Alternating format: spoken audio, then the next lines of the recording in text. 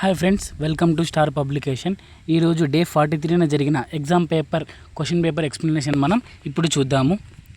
First question, ఈ క్రింది ఇచ్చిన వాక్యాలను పరిశీలించండి. స్టేట్మెంట్ ఏ, నాడీ మండల వ్యవస్థలో ముఖ్యమైన 3 భాగాలు ఉన్నాయి. అవి 1 కేంద్రీయ నాడీ వ్యవస్థ, ప్రదేయ నాడీ వ్యవస్థ, స్వయం చోదిత నాడీ వ్యవస్థ. స్టేట్మెంట్ ఏ సరైనది.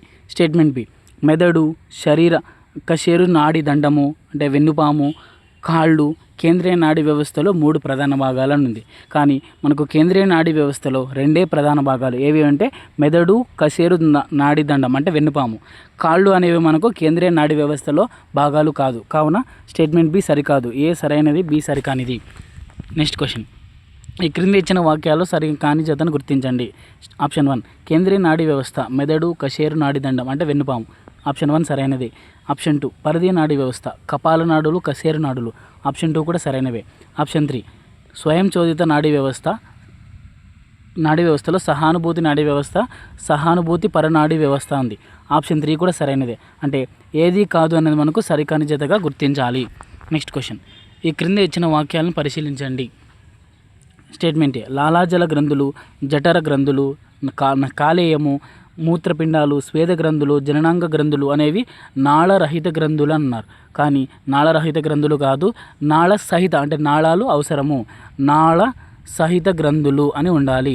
కాబట్టి స్టేట్మెంట్ ఏ సరికాదు. స్టేట్మెంట్ బి, పీయూష గ్రంథి, అవాటు గ్రంథి, అధివుక్క గ్రంథి, పార్శ్వ అవాటు గ్రంథి, ముష్కాలు, శ్రీబీజ కోశాలు, క్లోమం అనేవి నాళ సహిత అని అన్నాడు. నాళ సహిత గ్రంథులు అన్నాడు. కానీ వీటన్నిటికీ మనకు నాళరహిత గ్రంథులు, ఇవి నాళరహిత గ్రంథులుగా చెప్పుకుంటాము. కాబట్టి స్టేట్మెంట్ బి కూడా సరికాదు. ఏబి 2 సరికానివి. నెక్స్ట్ క్వశ్చన్, వ్యక్తిని చతురునిగా, సాత్విక స్వభావానిగా, మానసిక స్థిరత్వం గలవానిగా తయారు చేసే హార్మోన్లను స్రవించే గ్రంథి ఏది అని అన్నాడు. మనకు ఈ గ్రంథి ఏది అంటే మనకు పిట్యూటరీ గ్లాండ్ అంటే పెరుగుదల గ్రంథి. కాబట్టి ఆప్షన్ 3 సరైనది. నెక్స్ట్ క్వశ్చన్, ఈ క్రింద ఇచ్చిన వాక్యాలను పరిశీలించండి. స్టేట్మెంట్ ఏ, పీయూష గ్రంథి లేదా పిట్యూటరీ గ్లాండ్ని మాస్టర్ గ్లాండ్ అని పిలుస్తారు, కింగ్ ఆఫ్ ది గ్లాండ్స్ అని కూడా పిలుస్తారు. ఆ స్టేట్మెంట్ ఏ సరైనది. స్టేట్మెంట్ బి, గ్రోత్ హార్మోన్ని శిశువు ఎదిగే వయస్సులో ఎక్కువ స్రవిస్తే అది డ్వార్ఫిజంను ఏర్పరుస్తుందన్నారు. కానీ గ్రోత్ హార్మోన్ అనేది ఎక్కువ స్రవిస్తే అది డ్వార్ఫిజం కాదు, జైగాంటిజం అంటే ఎక్కువ పొడవుగా పెరగడాన్ని మనం జైగాంటిజంగా చెప్తాము. మనకు పెరుగుదల హార్మోన్ ఎక్కువ స్రవిస్తే జైగాంటిజం ఎక్కువ పొడవు పెరుగుతారు. కాబట్టి స్టేట్మెంట్ బి సరికాదు. గ్రోత్ హార్మోన్ శిశువు ఎదిగే వయసులో తగినంత స్రవించకపోతే జైగాంటిజం ఏర్పడుతుంది అన్నాడు. కానీ అంటే మనకు తక్కువ స్రవిస్తే డ్వార్ఫిజం అంటే మరుగుజ్జులు, డ్వార్ఫిజం అనేది ఏర్పడుతుంది. కాబట్టి స్టేట్మెంట్ సి కూడా సరికానిది. అంటే బీసీ సరికావు. నెక్స్ట్ క్వశ్చన్, ఈ క్రింద ఇచ్చిన వాక్యాలలో సరైన వాక్యం కానిది. ఇచ్చిన వాక్యాలలో సరైన వాక్యం కానిది ఏదో చూద్దాం.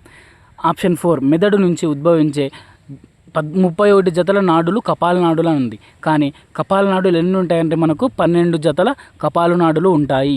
వెన్నుపాము నుంచి ఉద్భవించే నాడులు 12 జతలు అన్నాడు. కానీ 31 జతల వెన్ను నాడులు ఉంటాయి. కాబట్టి ఆప్షన్ 4 మనకు సరైన వాక్యం కానిది. మిగిలిన 3 ఆప్షన్లు కూడా మనకి సరైనవే. పీయూష గ్రంథిలో 9 రకాల హార్మోన్లు స్రవిస్తాయి. అలాగే ఈ పీయూష గ్రంథి మెదడులో ఉంటుంది, బఠానీ గింజ ఆకారంలో ఉంటుంది, హైపోథాలమస్ కింద ఉంటుంది. ఆప్షన్ 1 కూడా సరైనదే. పీయూష గ్రంథి స్రవించే శారీరక పెరుగుదలకు సంబంధించిన హార్మోనే గ్రోత్ హార్మోన్. కాబట్టి ఆప్షన్ 1, 2, 3 సరైనవి. ఆప్షన్ 4 మాత్రమే సరికాని వాక్యము. నెక్స్ట్ క్వశ్చన్, ఈ క్రింద ఇచ్చిన వాక్యాలను పరిశీలించండి.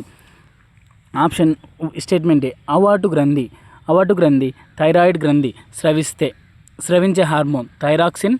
అలాగే థైరాక్సిన్ హార్మోన్ ఉత్పత్తికి అయోడిన్ అవసరము. స్టేట్మెంట్ ఏ సరైనది. స్టేట్మెంట్ బి, థైరాక్సిన్ స్రావకం వల్ల స్రావకం పిల్లల యవ్వన దశలో లోపించినప్పుడు క్రెటినిజం అనే స్థితి ఏర్పడును.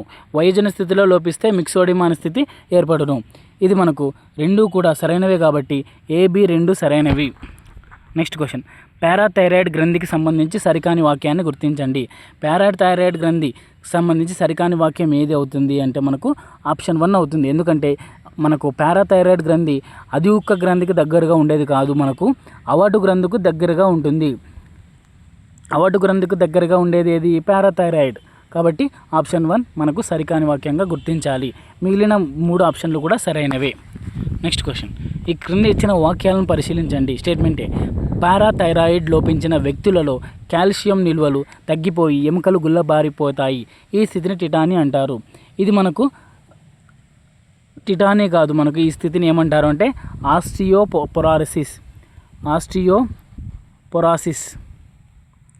కాబట్టి స్టేట్మెంట్ ఏ సరికాదు. స్టేట్మెంట్ బి, పారాథైరాయిడ్ ఎక్కువైతే కండరాలు ఎక్కువగా ఉత్తేజపడి సంకోచ స్థితిలో ఉండిపోతాయి. దీనిని ఆస్టియోపొరాసిస్ అన్నాడు, కానీ దీనిని ఏమంటారంటే మనము టిటానీ అంటారు. అంటే ఎముకలు బిగుచిపోవడాన్ని మనకు టిటానీ అంటారు. కాబట్టి స్టేట్మెంట్ బి కూడా సరికాదు. ఏబి రెండు సరికానివి. నెక్స్ట్ క్వశ్చన్, ఈ క్రింద ఇచ్చిన వాటిని పరిశీలించండి. స్టేట్మెంట్ ఏ, అడ్రినల్ను ఫైట్ ఆర్ ఫ్లైట్ హార్మోన్, పోరాట పలాయన హార్మోన్ అని కూడా పిలుస్తారు. స్టేట్మెంట్ ఏ సరైనది. స్టేట్మెంట్ బి, వ్యక్తి ఉద్వేగాలపై అడ్రినల్ సూటిగా ప్రభావం చూపుతుంది, కావున దీనిని ఉద్వేగాల ప్రభావ గ్రంథి అని కూడా అంటారు. స్టేట్మెంట్ బి కూడా సరైనది. స్టేట్మెంట్ సి, స్త్రీ లైంగిక హార్మోన్ అయిన ఈస్ట్రోజన్లు ప్రొజెస్టెరాన్లు స్రవిస్తాయి. స్టేట్మెంట్ సి కూడా సరైనది. కాబట్టి ఏబిసి అన్నీ సరైనవి. Next question, choose the correct WH question. ఏది మనకు WH కరెక్ట్ క్వశ్చన్ అవుతుంది అంటే ఇచ్చిన ఆప్షన్లో ఉన్న సెంటెన్స్ అన్నీ కూడా ప్రెజెంట్ టెన్స్లో ఉండాలి. కాబట్టి why question mark WH question కాబట్టి వై ఆర్ యూ లేట్ అనేది మనకు సరైనది అవుతుంది. Option 2 why are you late. ఎందుకంటే యూ అనే సబ్జెక్ట్కి ఆర్ అనే హెల్పింగ్ వర్బ్ ఉపయోగించాలి. WH తర్వాత హెల్పింగ్ వర్బ్ ఉపయోగించాలి, దాని తర్వాతనే సబ్జెక్ట్ ఉపయోగించాలి. కాబట్టి ఆప్షన్ 2 కరెక్ట్ స్ట్రక్చర్లో ఉంది. Next question, identify the correct question అంటున్నాడు. మనకు ఏది కరెక్ట్ క్వశ్చన్ అవుతుంది అంటే ఇచ్చిన సెంటెన్స్ అనేది బ్రేక్ ద గ్లాస్ అంటే ఆల్రెడీ అయిపోయింది కాబట్టి పాస్ట్ టెన్స్లో ఉన్నట్టు. కాబట్టి దేన్ని ఉపయోగిస్తామంటే హూ బ్రోక్ ద గ్లాస్ అనేది మనకు సరైన ఆప్షన్ అవుతుంది. Next question, select the correct sentence. మనకు first option, whom did you meet yesterday. Did అనేది ఉపయోగించిన తర్వాత మనం వర్బ్ V1 ఫామే ఉపయోగించాలి. ఇక్కడ V1 ఫామ్ ఉంది కాబట్టి ఆప్షన్ 1 సరైనది. Who did you meet yesterday, ఇక్కడ కూడా మనకు డిడ్ తర్వాత మీట్ అనేది ఉపయోగించినారు కాబట్టి V1. డిడ్ తర్వాత ఎప్పుడు కూడా మనం V1 మాత్రమే ఉపయోగించాలి. రెండు కరెక్టే, both A and B are correct. Next question, choose the correct option. మనం ఏది కరెక్ట్ ఆప్షన్ అవుతుంది అంటే మనకు ఇచ్చిన సెంటెన్స్ని ప్రెజెంట్ పర్ఫెక్ట్లో ఉంచాలి. కాబట్టి ప్రెజెంట్ పర్ఫెక్ట్ అనేది మనకు హ్యాజ్ ప్లస్ V3 అంటే ఏ కరెక్ట్ స్ట్రక్చర్ ఏమవుతుందంటే వాట్ హ్యాజ్ హీ డన్ అనేది మనకు కరెక్ట్ స్ట్రక్చర్ అవుతుంది. Next question, identify the correct question. ఏది మనకు కరెక్ట్ క్వశ్చన్ అవుతుంది అంటే మనము ఇక్కడ దే అనే సబ్జెక్ట్ ఉంది. దే అనే సబ్జెక్టుకు ప్లూరల్ హెల్పింగ్ వర్బ్ ఉపయోగించాలి కాబట్టి వాజ్ అనేది కాదు. తర్వాత ఇది మనకు కరెక్ట్ స్ట్రక్చర్లో లేదు. అలాగే మనము ఇది కూడా ఉపయోగించకూడదు. కాబట్టి వేర్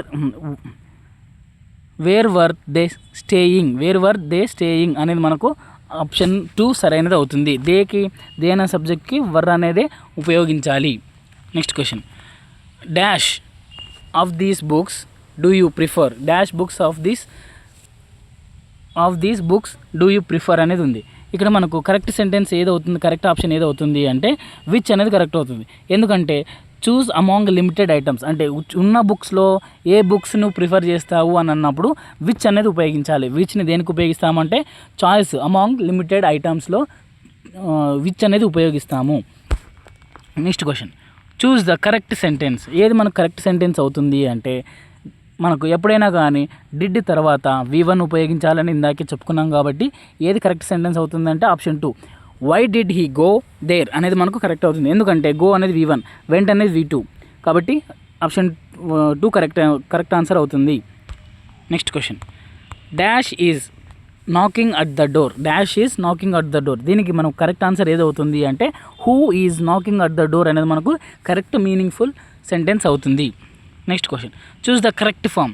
ఏది మనకు కరెక్ట్ ఫామ్ కరెక్ట్ స్ట్రక్చర్లో ఉంది అంటే మనకు option 1 what were you doing then అనేది మనకు కరెక్ట్ ఫామ్ అవుతుంది. Next question, find the grammatical correct question ఏదవుతుంది అంటే how many students have attend the class. How many ఉపయోగించిన తర్వాత హ్యావ్ ఉపయోగించి V3 ఉపయోగించాలి, తర్వాత ఆబ్జెక్ట్ ఉపయోగించాలి. కాబట్టి ఆప్షన్ 1 సరైనది. నెక్స్ట్ క్వశ్చన్, ఒక లంబకోణ త్రిభుజంలో కర్ణం మీది వర్గము లంబకోణాన్ని కలిగిన భుజాల మీది వర్గాల మొత్తానికి సమానం అయిన ఇది ఏమవుతుందంటే ఏ సిద్ధాంతం అవుతుందంటే పైథాగరస్ సిద్ధాంతం అవుతుంది.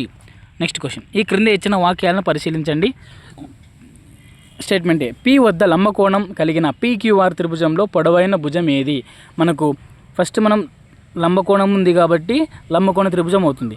ఇక్కడ పి వద్ద లంబకోణం కాబట్టి పి వద్ద పీక్యూఆర్ పొడవైన భుజం ఏదవుతుంది అంటే లంబకోణానికి ఎదురుగా ఉండే భుజాన్ని మనము కర్ణం అంటారు. ఆ కర్ణమే త్రిభుజంలో అతిపెద్ద భుజంగా చెప్పుకుంటాం కాబట్టి క్యూఆర్ అనేది మనకు అతిపెద్ద భుజము. ఇక్కడ క్యూఆర్ ఇచ్చినారు కాబట్టి స్టేట్మెంటే సరైనది. స్టేట్మెంట్ బి వద్ద లంబకోణం కలిగిన ఏబీసీ త్రిభుజంలో పొడవైన భుజం ఇక్కడ ఏబీ ఇచ్చినాడు. చూద్దాం. బి వద్ద లంబకోణం వేసుకున్నాము. బి వద్ద లంబకోణం కాబట్టి బి ఏసి. ఇక్కడ మనకు కర్ణం ఏదవుతుందంటే ఏసీ అవుతుంది. ఇక్కడ భుజం ఏమి ఇచ్చినాడు? ఏబీ ఇచ్చినాడు. అతి పొడవైనది భుజం ఏసీ ఉండాలి కానీ ఇక్కడ ఏబీ ఇచ్చినాడు కాబట్టి స్టేట్మెంట్ బి సరికాదు. ఏ సరైనది, బి సరికానిది. Next question. Statement A, Pythagoras సిద్ధాంతం దీర్ఘచతురస్ర కర్ణం దానితో ఏర్పరిచే వైశాల్యము దాని పొడవు వెడల్పులు ఏర్పరిచే వైశాల్యాల మొత్తానికి సమానము. అనగా కర్ణం స్క్వేర్ ఈక్వల్ టు పొడవు స్క్వేర్ ప్లస్ వెడల్పు స్క్వేర్. ఇది మనకు పైథాగరస్ సిద్ధాంతం కాదు, బౌద్ధయాన సిద్ధాంతం అవుతుంది. బౌద్ధయాన సిద్ధాంతం అవుతుంది కావున స్టేట్మెంటే సరికాదు. స్టేట్మెంట్ బి చూద్దాం. బౌద్ధయాన సిద్ధాంతం అంటే ఒక లంబకోణ త్రిభుజంలో కర్ణము యొక్క వర్గము మిగిలిన రెండు భుజాల వర్గాల మొత్తానికి సమానం అన్నాడు. ఇది మనకు ఏమవుతుంది అంటే బౌద్ధయాన సిద్ధాంతం కాదు, పైథాగరస్ సిద్ధాంతం అవుతుంది. పైథాగరస్ సిద్ధాంతం అవుతుంది కావున స్టేట్మెంట్ బి సరికాదు. ఏ సరికానిది, బి సరికానిది. Next question. ఈ క్రింద ఇచ్చిన వాక్యాలను పరిశీలించండి. స్టేట్మెంటే, ఒక త్రిభుజం యొక్క ఒక శీర్షం నుంచి దాని ఎదుటుగా భుజం యొక్క మధ్య బిందువును కలిపే రేఖ ఖండమునే మధ్యగత రేఖ అంటాము. త్రిభుజానికి 3 మధ్యగత రేఖలు ఉంటాయి. ఇది మనకు సరైన స్టేట్మెంటే అవుతుంది. ఎందుకంటే మధ్యగత రేఖ అంటే ఒక త్రిభుజానికి ఎదుటుగా ఉన్న భుజానికి మధ్య బిందువులను కలిపే రేఖని మధ్యగత రేఖ అంటారు కాబట్టి స్టేట్మెంటే సరైనది. స్టేట్మెంట్ బి, ఒక త్రిభుజం యొక్క శీర్షం నుండి దాని ఎదుట భుజానికి గీయబడిన లంబ రేఖ ఖండమును ఆ త్రిభుజం యొక్క ఉన్నతి అంటారు. ఉన్నతి అంటే మనకు హైట్, ఓకేనా. అంటే లంబముగా గీచిన దానినే మనము ఉన్నతి అంటారు. 90 డిగ్రీస్ కోణంతో గీచిన రేఖనే త్రిభుజంలో ఉన్న దానినే ఉన్నతి లేదా ఎత్తు అంటారు. కాబట్టి స్టేట్మెంట్ బి కూడా సరైనదే. ఏ సరైనది, బి సరైనదే. Next question. ఈ క్రింద ఇచ్చిన జతలలో సరికాని జతను గుర్తించండి. ఏది మనకు సరికాని జత అవుతుంది అంటే ఆప్షన్ 3, సమబాహు త్రిభుజంలో ప్రతి కోణము 90 డిగ్రీస్ ఉంటుంది అన్నాడు. అంటే ఇప్పుడు మనకు తెలిసిన బేసిక్ ఫార్ములా ఏమి? త్రిభుజంలోని 3 కోణాలు మొత్తము 180 డిగ్రీస్. అవి సమబాహు త్రిభుజం అన్నాడు కాబట్టి సేమ్ భుజాలు ఉండాలి. బై 3 చేస్తే 3 1 3 6 18 అంటే 60 రావాలి. అంటే ప్రతి కోణం ఎంత ఉండాలి అంటే 60 డిగ్రీలు ఉండాలి. ఇక్కడ 90 డిగ్రీలు ఇచ్చినారు కాబట్టి ఆప్షన్ 3 సరికాదు. Next question. ఈ పీక్యూఆర్ త్రిభుజం పి వద్ద లంబకోణం కలిగిన పీక్యూ10 మరియు పిఆర్ 24 అయిన క్యూఆర్ విలువ ఎంత? ఇలా ఇచ్చినప్పుడు మనము త్రిభుజం వేసుకోవాలి. పి వద్ద లంబం అన్నారు కాబట్టి పీక్యూఆర్, పీక్యూ 10, పిఆర్ 24. ఇక్కడ మనకు పైథాగరస్ సిద్ధాంతాన్ని ఉపయోగిస్తే కర్ణము స్క్వేర్ ఈక్వల్ టు భుజము స్క్వేర్. భుజము స్క్వేర్ ఎంత ఉంది? 24 square 10 square. 24 square plus 10 square చేస్తే కర్ణం స్క్వేర్ వస్తుంది. కర్ణం స్క్వేర్ అంటే మనకు ఆర్క్యూ స్క్వేర్ కాబట్టి క్యూఆర్ కనుక్కోవాలి లేదా ఆర్క్యూ కనుక్కోవాలి. అప్పుడు మనకు ఏమొస్తుంది అంటే మనము 24 స్క్వేర్ చేస్తే 576 వస్తుంది. అలాగే 10 స్క్వేర్ చేస్తే 100 వస్తుంది. అంటే 676 అనేది మనకు వస్తుంది. క్యూఆర్ స్క్వేర్ ఈక్వల్ టు అంటే కర్ణం square equal to 676. QR equal to square అనేది మనకు అవతల పోతే స్క్వేర్ రూట్ అవుతుంది కాబట్టి 676కి స్క్వేర్ రూట్ ఎంత అంటే 26. కాబట్టి క్యూఆర్ ఈక్వల్ టు 26 అనేది మనకు సరైన ఆన్సర్ అవుతుంది. Next question. ఏబీసీ త్రిభుజంలో సి వద్ద లంబకోణం కలిగి ఉంది. AB equal to 25 centimetres, AC equal to 7 centimetres. BC కనుక్కోవాలి. ఒక త్రిభుజము వేసుకుందాము. లంబకోణ త్రిభుజం సి వద్ద లంబకోణం సి వద్ద ఏబి. ఏబి ఎంత? 25 సెంటీమీటర్స్. ఏసీ ఎంత? 7 సెంటీమీటర్స్. బీసీ కనుక్కోవాలి. పైథాగరస్ సిద్ధాంతాన్ని ఉపయోగించి 25 square equal to 7 square plus BC square కనుక్కోవాలి. 25 స్క్వేర్ అంటే 625 ఈక్వల్ టు 7 స్క్వేర్ అంటే 49 ప్లస్ బీసీ స్క్వేర్. ఈ 49ని ఇటు సైడ్ పంపిస్తే మనకు 625 మైనస్ 49 వస్తుంది. 625 మైనస్ 49 చేస్తే 576 వస్తుంది. 576 దేనికి మనకు స్క్వేర్ రూట్ అంటే 24కి స్క్వేర్ రూట్ కాబట్టి ఆప్షన్ 1 సరైనది. నెక్స్ట్ క్వశ్చన్, 15 మీటర్ల పొడవు కలిగిన నిచ్చెన 15 మీటర్లు కలిగిన నిచ్చెన 15 మీటర్ల పొడవు కలిగిన నిచ్చెన గోడ మీద 12 మీటర్ల ఎత్తులో ఉన్న కిటికీకి చేరుకుంది. గోడ నుండి నిచ్చెన పాదానికి మధ్య గల దూరం ఏ కనుగొనము. ఇక్కడ మనకు ఒక గోడ సెంటీమీటర్లు ఎన్ని సెంటీమీటర్లు ఉందంట, 12 సెంటీమీటర్లు ఉందంట. మనం నిచ్చెనని ఇట్లా వేస్తాం కాబట్టి నిచ్చెన 15 సెంటీమీటర్ల పొడవు ఉంది. ఓకేనా, అంటే కర్ణం అనేది మనకు 15 సెంటీమీటర్లు అవుతుంది. ఇక్కడ మనం దేని కనుక్కోమంటున్నాడు, గోడ నుంచి నిచ్చెన పాదానికి కనుక్కోమంటున్నాడు, అంటే ఈ భుజాన్ని కనుక్కోమంటున్నాడు. కాబట్టి మనం పైథాగరస్ సిద్ధాంతాన్ని ఉపయోగించి 15 square equal to 12 square plus A square ఉపయోగించాలి. 15 స్క్వేర్ 225 అవుతుంది, ఈక్వల్ టు 12 స్క్వేర్ 144 అవుతుంది, ప్లస్ ఏ స్క్వేర్ 225 మైనస్ 144 చేస్తే మనకు 81 వస్తుంది. 81 స్క్వేర్ మనం స్క్వేర్ రూట్ చేస్తే స్క్వేర్ అనేది ఇటు సైడ్ వస్తే స్క్వేర్ రూట్ 81 వస్తుంది. స్క్వేర్ రూట్ 81కి ఎంత వస్తుంది అంటే 9 9 81 కాబట్టి 9 వస్తుంది ఆన్సర్.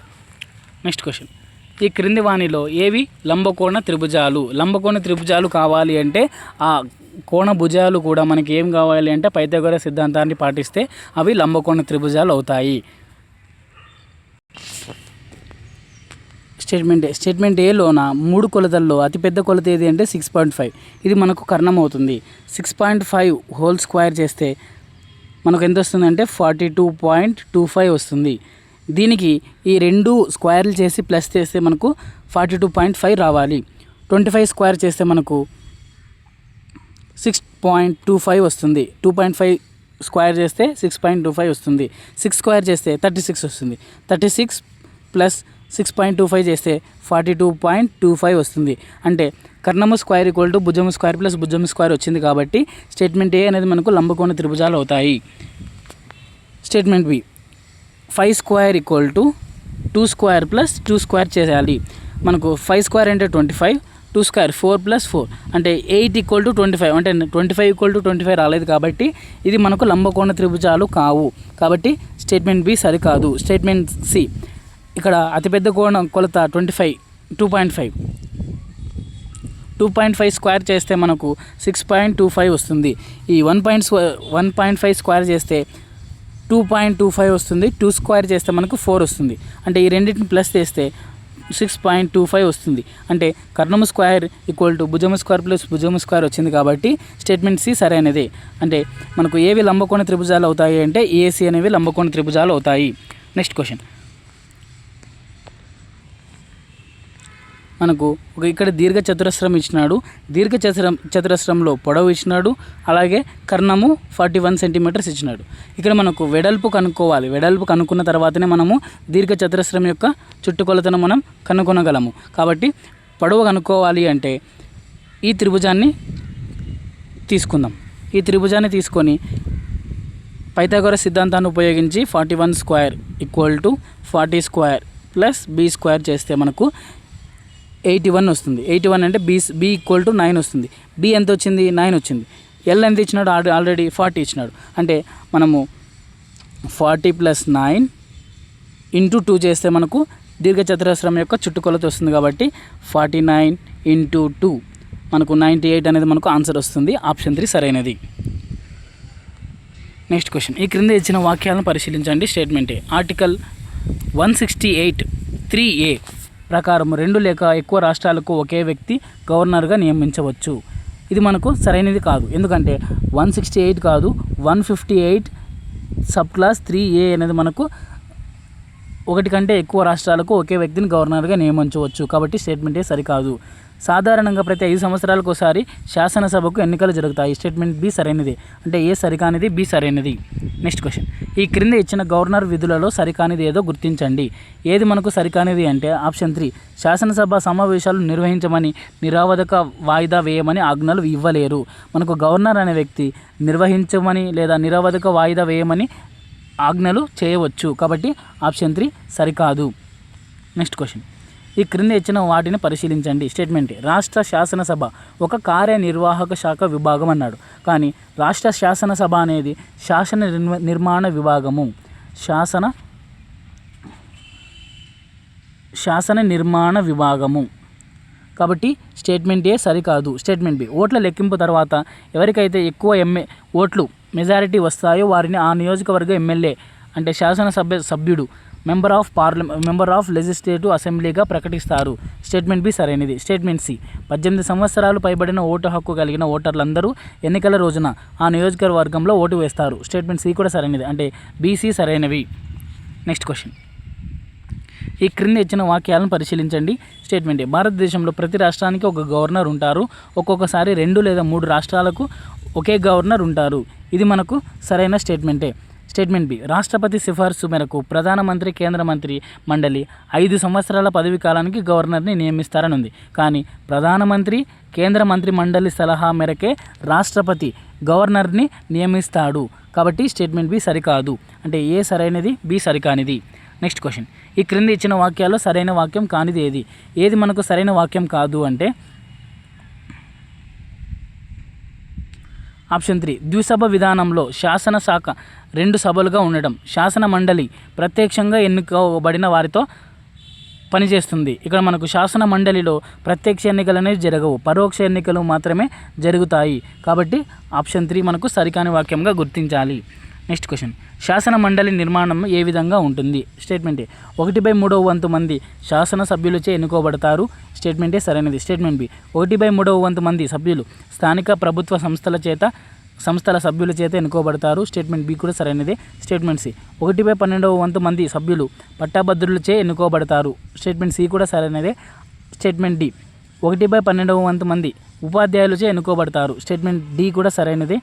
స్టేట్మెంట్ డి 1/6 వంతు మంది రాష్ట్ర గవర్నర్చే నామినేట్ చేయబడతారు. స్టేట్మెంట్ డి కూడా సరైనదే. అంటే ఏబిసిడిఈ అన్నీ మనకు శాసన మండలి నిర్మాణంలో అంశాలుగా చెప్పుకుంటాము. నెక్స్ట్ క్వశ్చన్, ఏ ఆర్టికల్ ప్రకారం ఒక రాష్ట్ర శాసన మండలి సభ్యుల సంఖ్య ఆ రాష్ట్ర శాసన సభ్యుల సంఖ్యలో 1/3 వంతు మించరాదు అని ఉంది? ఏ ఆర్టికల్ అంటే మనకు ఆర్టికల్ 171(1) అనేది మనకు ఆ రాష్ట్ర శాసన మండలి సభ్యులు రాష్ట్ర శాసన సభ్యుల సంఖ్యలో 1/3 వంతుకు మించరాదు అని తెలియజేస్తుంది. నెక్స్ట్ క్వశ్చన్, ఈ క్రింద ఇచ్చిన వాటిని పరిశీలించండి. స్టేట్మెంట్ రాష్ట్ర గవర్నర్ చేత నూతనంగా ఎన్నుకోబడిన ముఖ్యమంత్రి మరియు మంత్రులు నియమింపబడుదురు. స్టేట్మెంట్ ఏ అనేది మనకు సరైనదే. స్టేట్మెంట్ బి రాష్ట్రానికి అధిపతిగా గవర్నర్ ఉంటారు. ఇందుకు కేంద్ర ప్రభుత్వం నియమించబడతారు. రాష్ట్ర గవర్నరు రాష్ట్ర ప్రభుత్వం యొక్క పరిపాలనను రాజ్యాంగబద్ధ నియమ నిబంధనల ప్రకారం జరిగే విధంగా చూచెదరు. స్టేట్మెంట్ బి కూడా సరైనది. స్టేట్మెంట్ సి ఆర్టికల్ 163 ప్రకారం గవర్నర్ తన విధులను నిర్వర్తించడంలో సహాయపడడానికి మరియు సలహా ఇవ్వడానికి ముఖ్యమంత్రి నాయకత్వంలోని మంత్రిమండలి ఉండాలి. స్టేట్మెంట్ సి కూడా సరైనదే. అంటే ఏబిసి అన్నీ సరైనవి. నెక్స్ట్ క్వశ్చన్, ఈ క్రింద ఇచ్చిన వానిలో ముఖ్యమంత్రి అధికారంలో సరికాని దానిని గుర్తించండి. ఏది మనకు సరికాని దానిగా గుర్తించాలి అంటే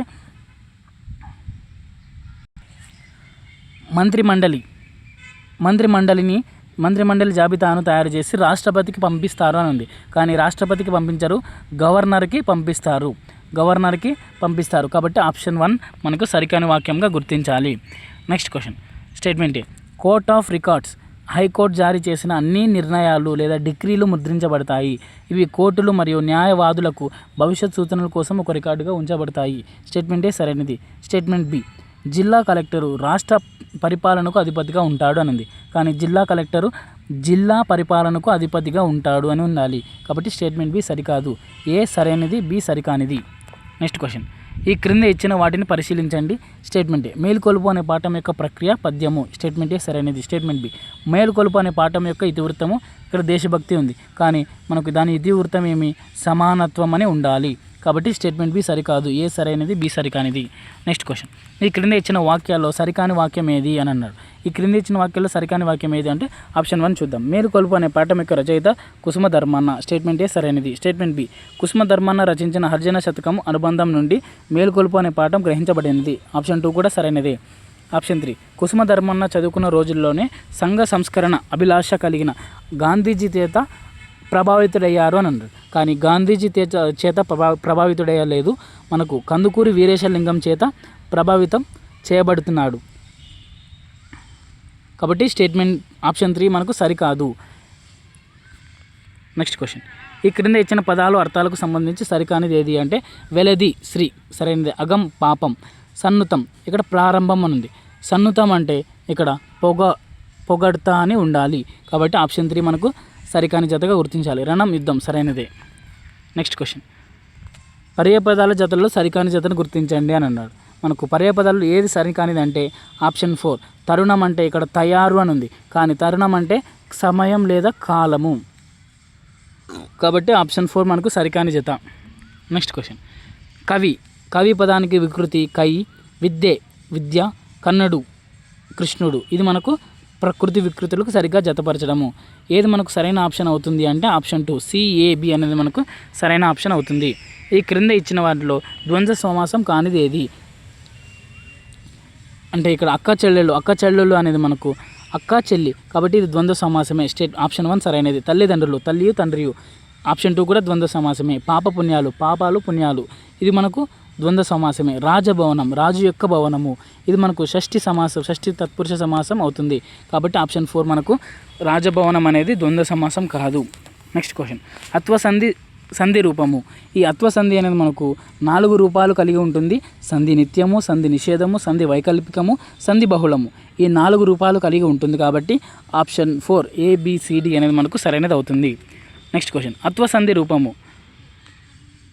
ఇది కూడా సేమ్ మనకు ఆప్షన్ 4 ABCD సరైనది అవుతుంది. నెక్స్ట్ క్వశ్చన్, ఈ క్రింద ఇచ్చిన సంధి పదాలలో అత్వసంధి పదం కానిది ఏది? మనకు అత్వసంధి పదం కానిది అంటే మనకు ఆప్షన్ 4 రామాలయం, రామ ప్లస్ ఆలయం, ఇది మనకు సవర్ణ దీర్ఘ సంధి అవుతుంది. కాబట్టి ఆప్షన్ 3 మనకు అత్వసంధి కాదు. చూసిన ప్లస్ అప్పుడు, సీత అన్నది, సీత ప్లస్ అన్నది, ఒక ప్లస్ ఒక, కాబట్టి ఆప్షన్ 3 మనకు రామాలయం అనేది అత్వసంధి కాదు. నెక్స్ట్ క్వశ్చన్, ఈ క్రింద ఇచ్చిన జతలలో సరికాని జతను గుర్తించండి. ఏది మనకు సరికాని జత అంటే ఇక్కడ ఆప్షన్ 4 సీత ప్లస్ అమ్మ అనేది, కానీ సీత ప్లస్ అమ్మ అని ఉండాలి, ఇది మనకు అత్వసంధి అవుతుంది. కాబట్టి ఆప్షన్ 4 మనకు సరికాని జతగా గుర్తించాలి. మిగిలిన అన్ని జతలు సరైనవే. నెక్స్ట్ క్వశ్చన్, ఈ క్రింది ఇచ్చిన వాటిలో కుసుమ ధర్మన్న రచన కాని దానిని గుర్తించండి అన్నాడు.